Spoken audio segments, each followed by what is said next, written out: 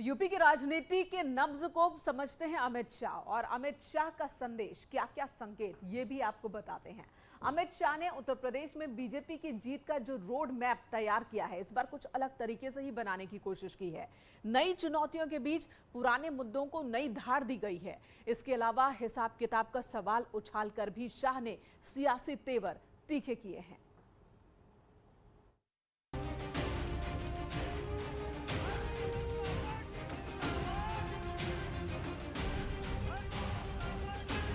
उत्तर प्रदेश की राजनीतिक जंग फतह करने के लिए बीजेपी बुनियादी मुद्दों के साथ साथ वो मुद्दे भी उठा रही है जो विपक्ष का दर्द बढ़ाते रहे हैं। इसकी कमान खुद अमित शाह ने संभाली है। मेरा तो खून खौल जाता था। पश्चिमी उत्तर प्रदेश से कैराना से पलायन शुरू हुआ था। यहाँ लखनऊ के हुक्मरानों का नींद नहीं उड़ता था। आज मैं कहने आया हूं, उत्तर प्रदेश के अंदर किसी की हिम्मत नहीं है पलायन करने की। पलायन कराने वालों का पलायन हो चुका। मुद्दों को धार देने में बीजेपी हमेशा से फ्रंट पर रही है। 90 के दशक के बाद राम मंदिर बीजेपी की चुनावी अभियान का सबसे अहम हिस्सा रहा है।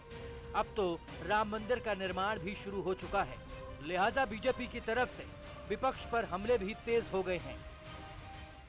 ये अखिलेश एंड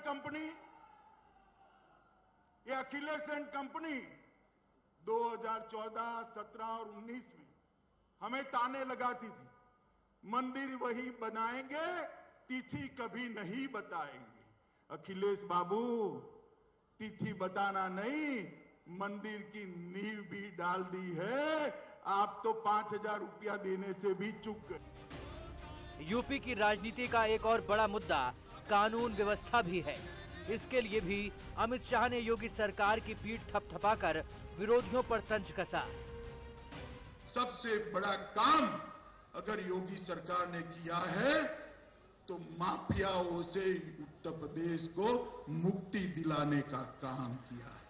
मित्रों, सारे पैरामीटर्स, नेशनल क्राइम रिकॉर्ड की साइट पर चले जाइए, सारे पैरामीटर्स में उत्तर प्रदेश में भयंकर सुधार करने का काम योगी आदित्यनाथ जी ने किया।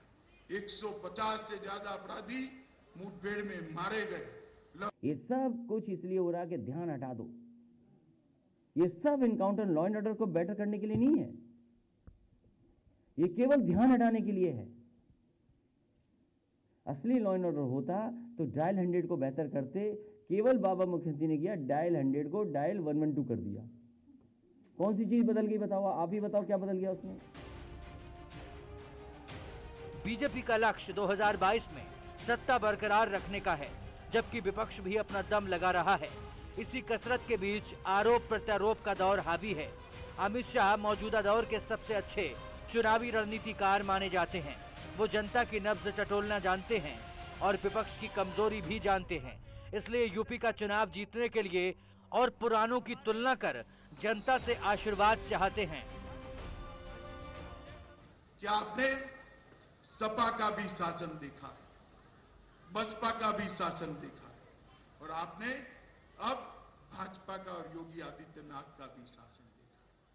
ये सपा, बसपा, कांग्रेस, ये परिवारवादी पार्टियां हैं। ये 22 करोड़ के सूबे का सबका कल्याण नहीं कर सकती।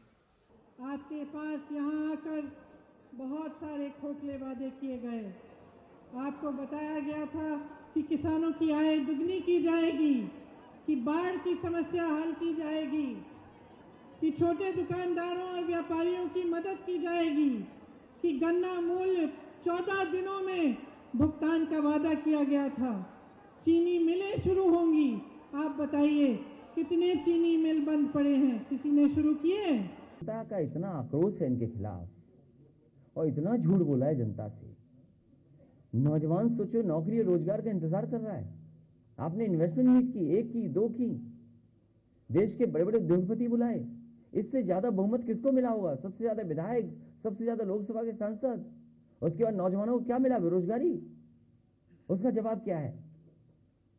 जो नौजवान यहां अपनी नौकरी या रोजगार मांगने आया, उसे यहां से लाठी मार करके वापस भेजा। चुनाव में जोर आजमाइश हर कोई कर रहा है। सबकी कोशिश जनता तक अपनी बात पहुंचाने और वोट हासिल करने की है। अमित शाह भी अपनी राजनीति को अमली जामा पहनाने में जुटे हैं। नवंबर में वो फिर यूपी का दौरा करेंगे।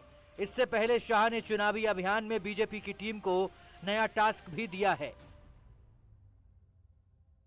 अमित शाह ने उत्तर प्रदेश में मिशन 300 प्लस के लिए संगठन स्तर पर बारीकी से चर्चा की।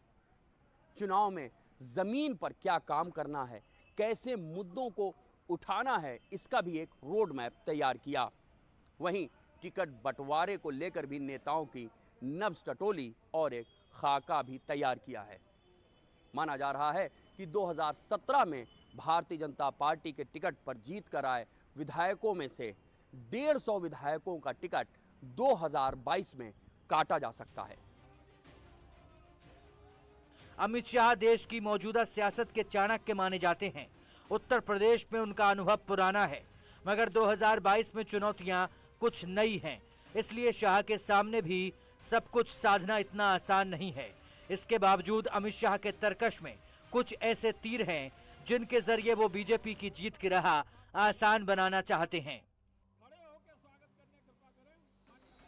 ऐसा लग रहा है कि अमित शाह बिल्कुल अपने उसी पुराने अंदाज में हैं और उन्होंने इस बार भी पूरे प्रचार की कमान अपने हाथ में लेकर जिस तरह से लखनऊ में लगातार मीटिंग करके उन्होंने हर लेवल के लोगों से बात की है, तो लगता है कि इस बार पार्टी कुछ ज़्यादा ही मेहनत करने के इरादे से चुनाव में उतर रही है।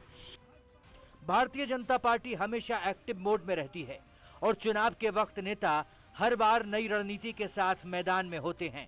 अमित शाह भी उत्तर प्रदेश की राजनीति के हर पहलू से वाकिफ हैं, इसलिए वो मौके की नजाकत के हिसाब से सवाल उठाते हैं और विरोधियों पर हमला बोलते हैं। मैं एक हिसाब अखिलेश जी से मांगना चाहता हूं कि 5 साल में आप विदेश कितने दिन रहे, इसका हिसाब जरा लखनऊ की और उत्तर प्रदेश की जनता को दे दीजिए। उत्तर प्रदेश में कोरोना आया, बाढ़ आई, आप कहां थे, इसका हिसाब दे दीजिए। मित्रों, ये लोगों ने शासन स्वयं के लिए, परिवार के लिए और ज्यादा से ज्यादा सोच बहुत बड़ी हो गई तो अपनी जाति के लिए किया है, इसके अलावे किसी के लिए शासन नहीं। शाह के निशाने पर इस बार अखिलेश यादव हैं। इसे भी सोची समझी रणनीति का हिस्सा माना जा रहा है। बीजेपी कैसे खुद को बेहतर साबित करे, कोशिश यही है। लिहाजा हर वो कदम उठाया जा रहा है जिससे चुनाव में फायदा मिले।